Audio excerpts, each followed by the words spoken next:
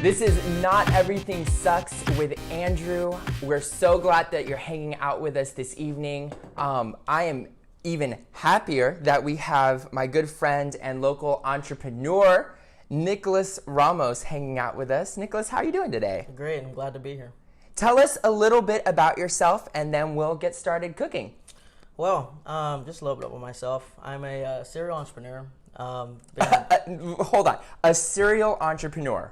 What is a serial entrepreneur? Well, someone who really loves to be passionate about small businesses, and not just small businesses, but seeing issues within society and figuring out how to capitalize and help others with a product or with a solution, technology, any sorts of solutions that will help people with improving their lifestyle. That's fantastic. I just heard that and I was like, serial entrepreneur. Please continue. Please continue telling us about yourself. I have a general construction company. Okay.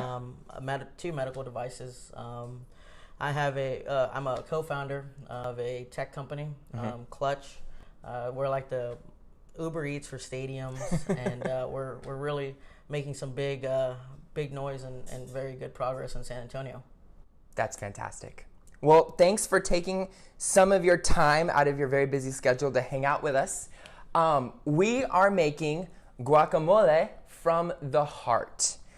The reason it is guacamole from the heart is because we have all of our ingredients on our table today, but we're not exactly going to put this much amount or this. We're all putting our ingredients and mixing it from the heart. So fantastic. It'll be real fun.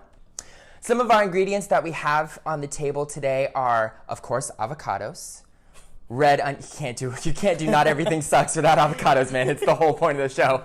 And you are also a point of the show. We have some tomatoes, some red onions, some chopped garlic, jalapeno, ground cumin, which is a different kind of ingredient that I'd never heard of before. A delicacy. I hope so. Hope it tastes good. Some salt, some pepper, and some chips. So we're going to get us started. And Fantastic. To get us started, we're going to cut our avocados. Have you ever cut an avocado before? Yes. Okay. So you are well versed in the avocado cutting lifestyle, right? Yes, sir. All right. So if you remember, we take the avocado on its flattest side, cut it all the way around the seed carefully so we don't cut our hands or selves off. And then we delicately take the seed out of the avocado. We don't have to do it too delicately because we're not trying to make this pretty because it's going to be avocado. It's going to be guacamole. And you can cut our third avocado. Okay. So Fantastic. 3 avocados today. I think that's the most we've ever done with a dish. So I'm excited.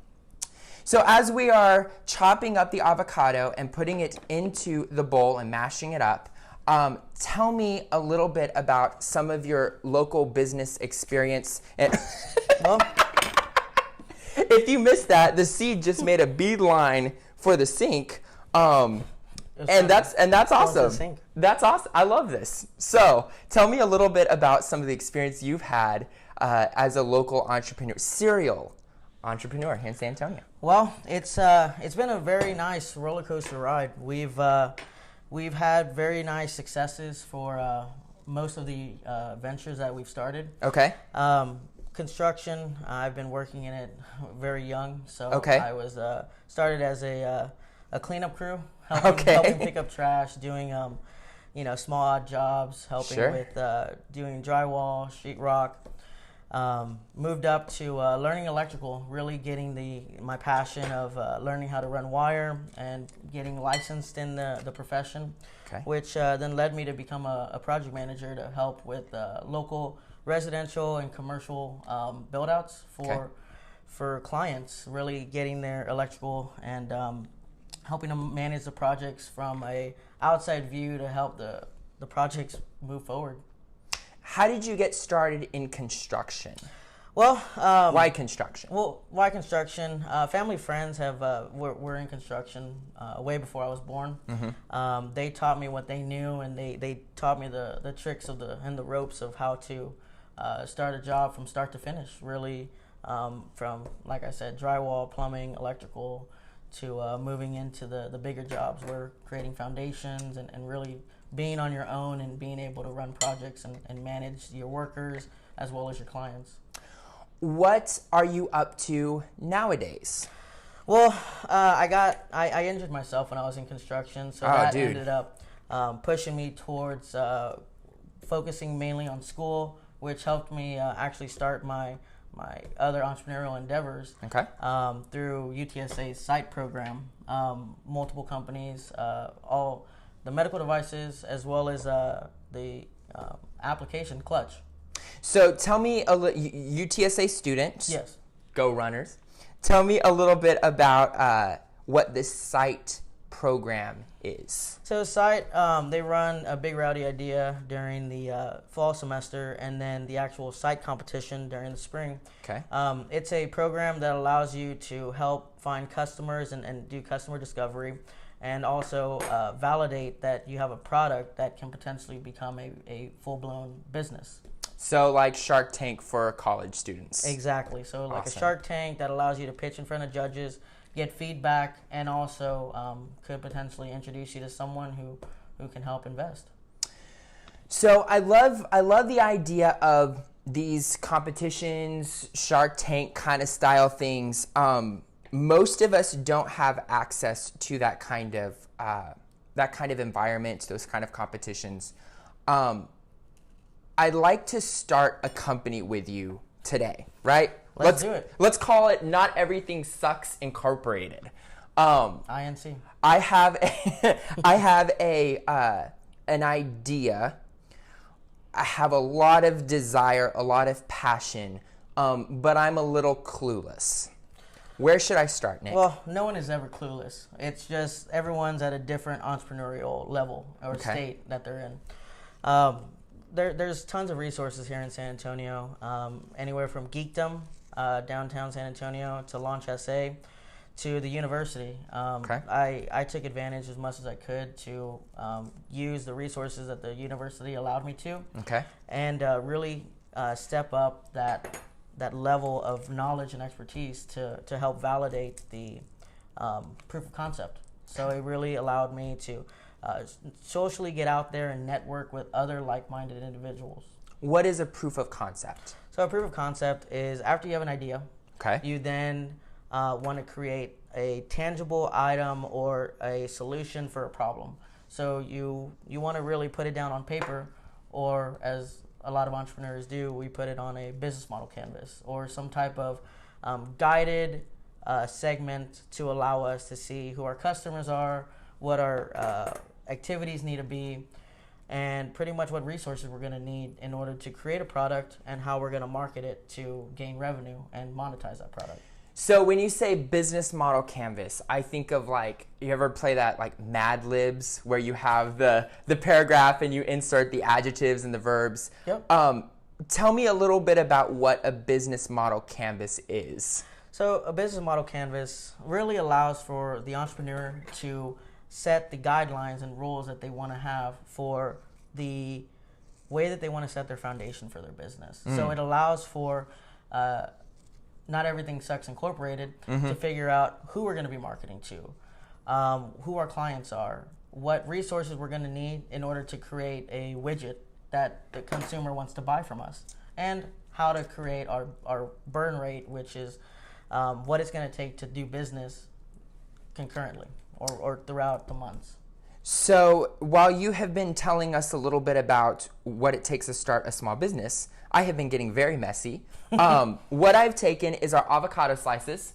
I've cut them into a grid to pop the little diced avocados out into a bowl and used my fingers to get them out. So I'm a little messy. What we're going to do now, this is the part where the heart comes in. Guacamole with heart. We're going to take some of our ingredients and put them in as much as we like. So, Nick, what I'd like you to do is, as I'm mashing up the avocados, if you can just start putting in as much onion, tomato, jalapeno, garlic, etc., as you think is appropriate for ours. And if we need more, we'll just cut some more for us. And it's very interesting because just like you say that about pouring what we feel is right, that's ultimately what it takes to start a business. There is no one way to start a company or to even know how to pick the right people to do business with. It's all a learning experience.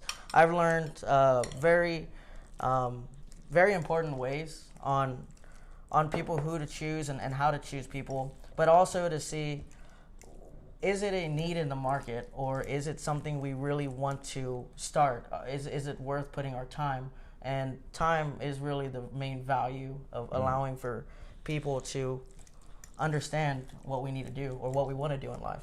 So you make an interesting point there, important point there, where you say, is there a need in the market? Can you talk a little bit about how to find out if your idea, which we just came up with on, right?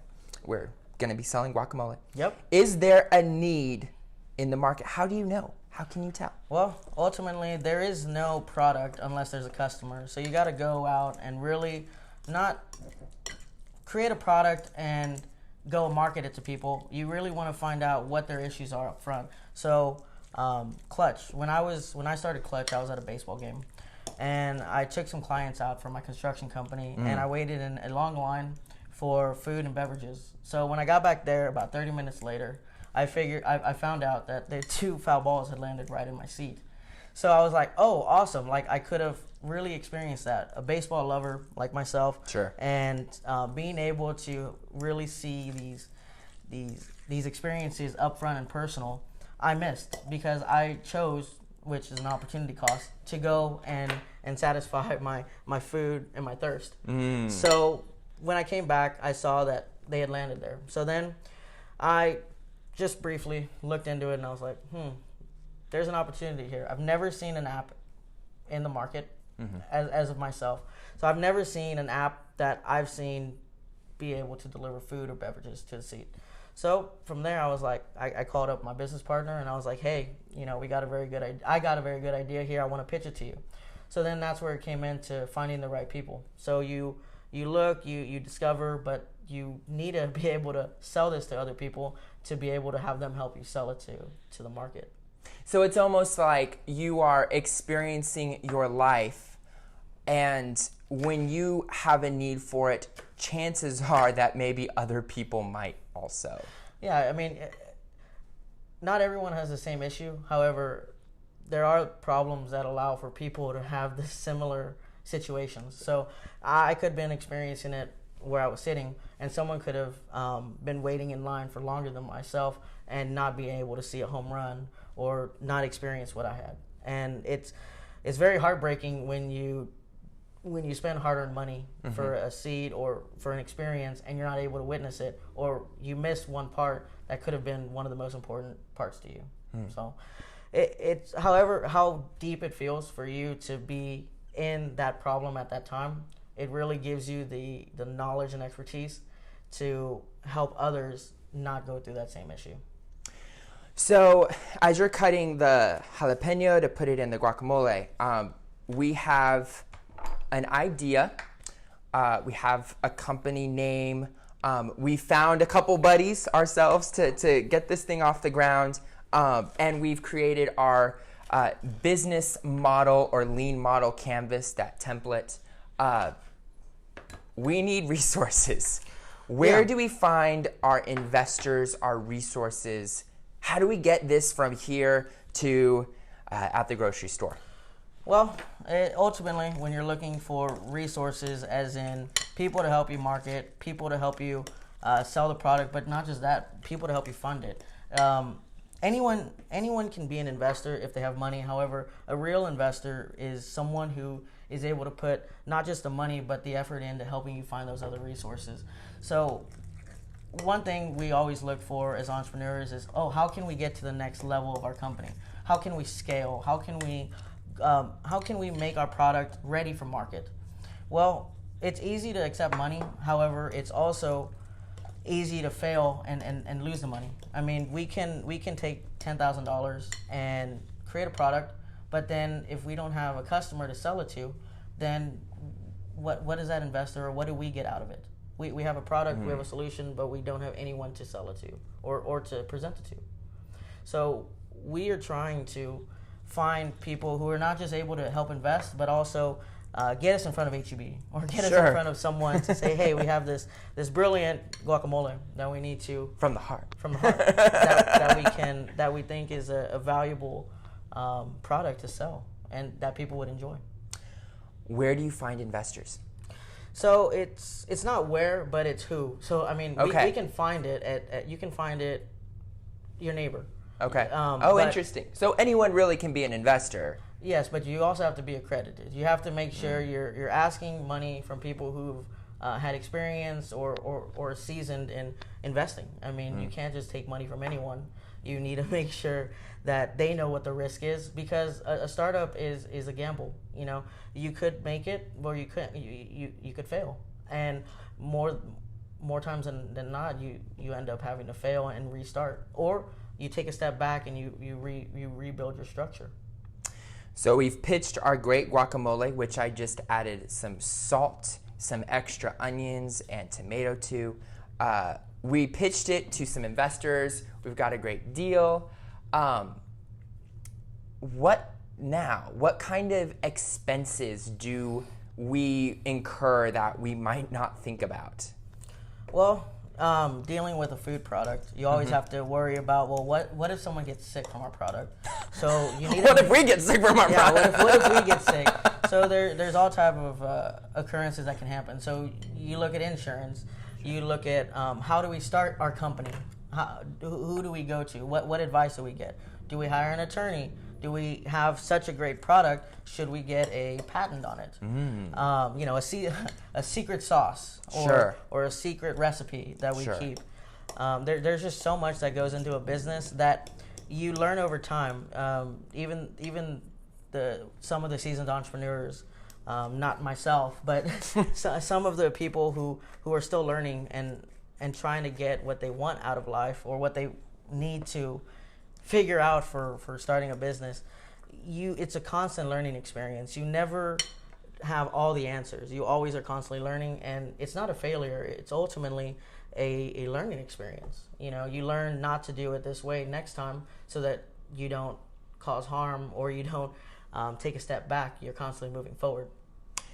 We have spent a couple of weeks talking about things, a lot of things that suck.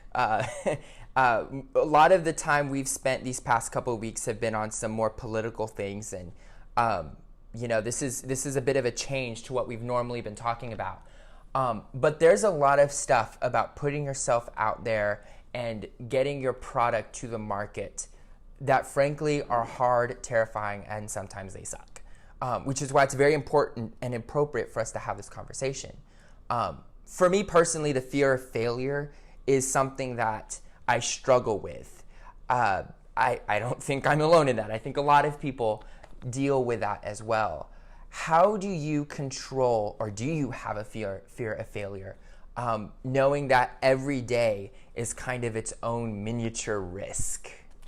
Well, I mean, there is no 100% guarantee that you're going to be successful. You learn over time that no is just another obstacle that you have to get around. If you can't handle a no, then it's going to be very hard to be an entrepreneur. I've been told no countless times through all my businesses, through every stage, from idea to where we actually had interviews, given that we've made it to a point where we're able to be recognized or acknowledged. No is giving you the opportunity to figure out a new solution or how to come to realization that maybe this way isn't working and we need to turn it and pivot to a new method. So I always wake up and know that today's going to be a good day because I am given the graciousness to wake up and know that I get to live another day on this earth, and it gives me the opportunity to go out and talk to people, pitch them on ideas, pitch them on new ventures that I'm wanting to do, or maybe help them with their ventures, help them out and tell them my learning experiences of what I've gone through and what no's I've been told. And I never tell people no, due to the fact that for some people they don't take it as I would. So I always try to help them say, well, have you thought of it this way, or have you thought of it that way? So given the fact that we're able to help other people out and really be the social entrepreneur and really give others guidance and be mentors for others, and also have our mentors help us get to that next level, it doesn't allow fear to get in the way of success. Tell me about the most devastating no you've ever received in business. Well, that's a difficult one, Andrew. Well, when I was starting out, I wanted to, right after my first electrical job, I wanted to run my own crew, and I was given the resources, but I was given my mentor, who I've constantly relied on and gotten feedback from.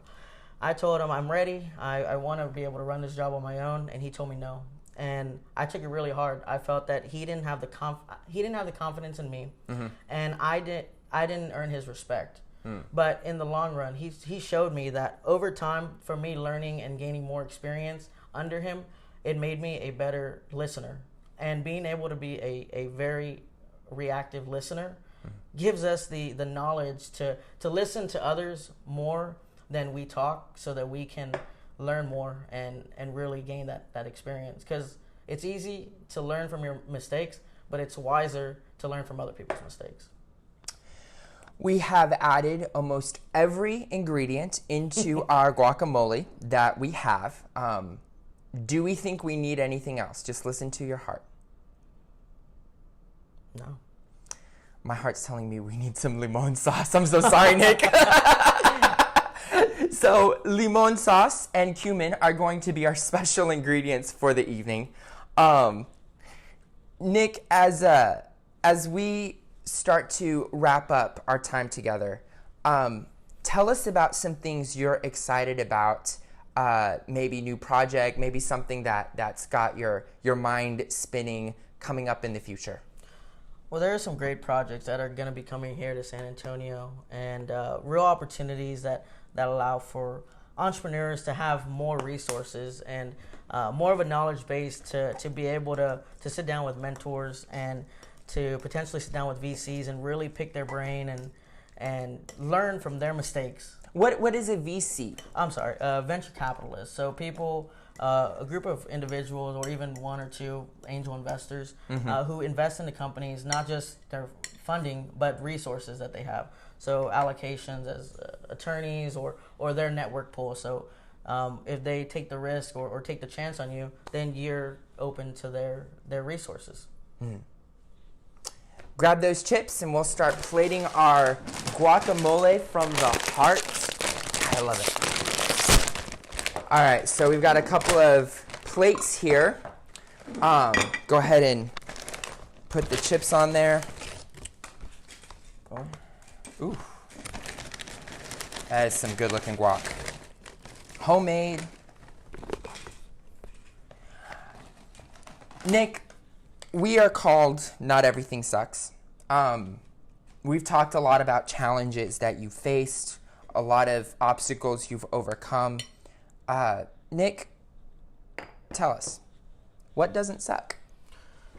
Well, as an entrepreneur, you have a lot of ups and downs. I've experienced them myself, and I've gotten through them. There's always light at the end of the tunnel, and being able to, like we talked about, wake up the next day and know that you're still living and here on this earth, and able to go and help other people and really try to change other people's life through innovations or through something you're working on, or even just being that friendly opinion that helps them get their business to the next level. That is something that can't be taught. It's something that you have, and that you just gotta rely on yourself to know that you can help others, and that you're not the only one in the situation.